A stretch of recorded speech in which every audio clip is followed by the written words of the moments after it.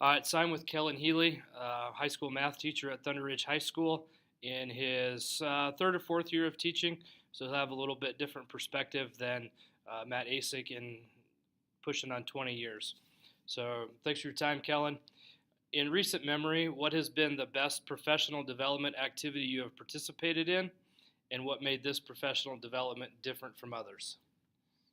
Um, I think the best professional development that I guess I'm torn between two. One where it was basically just time with my department, where we were able to focus on what actually we needed as a department versus, oh, the whole school wants to do this, and so we have to kind of jump through hoops. And I felt like that was really nice just because we got to break out into groups by course and said, all right, you guys have an hour, figure out what you need and do whatever you guys need to do in order to get better. And in that, we were able to talk about how we can change the course, what we can do together to kind of track and monitor students better, and things that I felt applied a lot more to me versus meeting as an entire school or even just with other groups on stuff that may work for me, may not work for me. And I think that's kind of where it was different is that everything we did as a department in that group was focused just on what we specifically needed. It was a little bit smaller, so my voice was heard a little bit more. Great.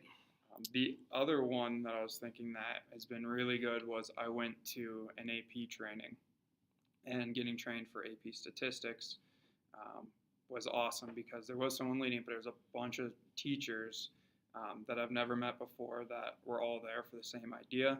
And since we were all kind of at the same level, it was really geared to what we needed, but we had a lot of different insights. Some people came from huge schools, some people came from tiny schools, and then experience was all over the board. And that was really the only time I've done it outside of my district with other teachers. And so I really liked that. Awesome. In your view, what are the most essential practices to being a quality teacher? If you can come up with three, that's great. If not, that's good too. I mean, for me, one of the biggest things is you have to be able to connect with your students with content and just being able to connect with them, getting them to be able to work with you. And so figuring that out, I think it helps you monitor them better. You can do formative and summative assessments better if you actually know who they are and they're not just a kid on a piece of paper. And so getting to know them, actually talking to them outside of school or outside of the classroom where you can walk down the hall. And I've had students say, you know what, like I skipped all my classes today except I came to yours because it's fun. And just because of that, I know I'm getting more out of them than a lot of other teachers are. Going with that, you do have to know your content. I have had teachers in the past that, sure, they were really nice, but you didn't learn anything. And so you got to know what's actually going on. You need to find a balance between those two. The last one, probably, I would say, is that they have to have a passion for it. You can be their friend, you can know your content, but if you really don't enjoy what you're doing, it's not going to come across right. And so I think with those three, if you can balance them out, you're not going to reach every single kid. You're always going to have some kids in your class that don't appreciate you or don't like it.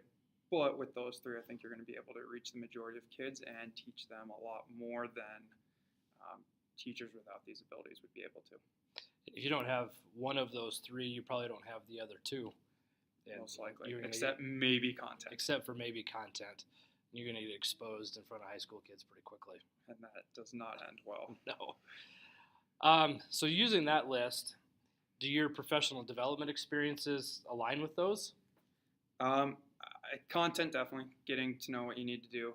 Lining things up to allow students to show their ability. But as far as having that personality of being able to connect with kids, no, I really haven't had any professional development that outside of just college that really aligns with that. It's pretty interesting that we identify, and pretty much everybody identifies the same general characteristics of what makes a quality teacher, but none of our professional development addresses those aspects. Not at all. Pretty interesting. So then the other thing that I find interesting is the next question. as teachers, we're asked to differentiate our instruction for our classes. Should administrators be expected to differentiate professional development?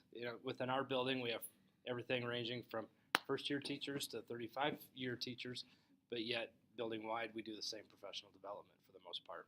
Yeah, I mean they've tried to do some differentiation with the last one where we looked at basically where you feel in your levels of assessment, but at the same time it was talking to the other teachers. It was basically the same thing, just in different groups.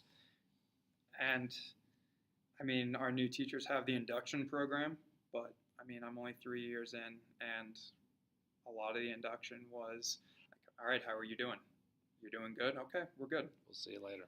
If you're struggling, all right, let's figure it out. And so there is differentiation there, but it's, in my opinion, a lot of it was more of a support group than really professional development. Yeah. So to what degree of importance does professional development have in your growth as a teacher? Honestly, part of it is how much I'm going to put into it. If it's something that I don't see value in, that I don't think is going to make me a better teacher, no importance.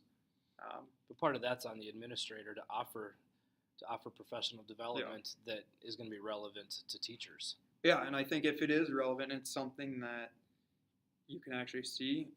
I'm going to say a 3 out of 4 because I've been to some that are very significant, but in general, I feel like when it's taking up time that I was planning on doing something else I know would be more beneficial, even if it would be good, I'm kind of distracted because I know that, okay, I got a ton of stuff to do, but I have to go to this thing that I might get something out of, or might not.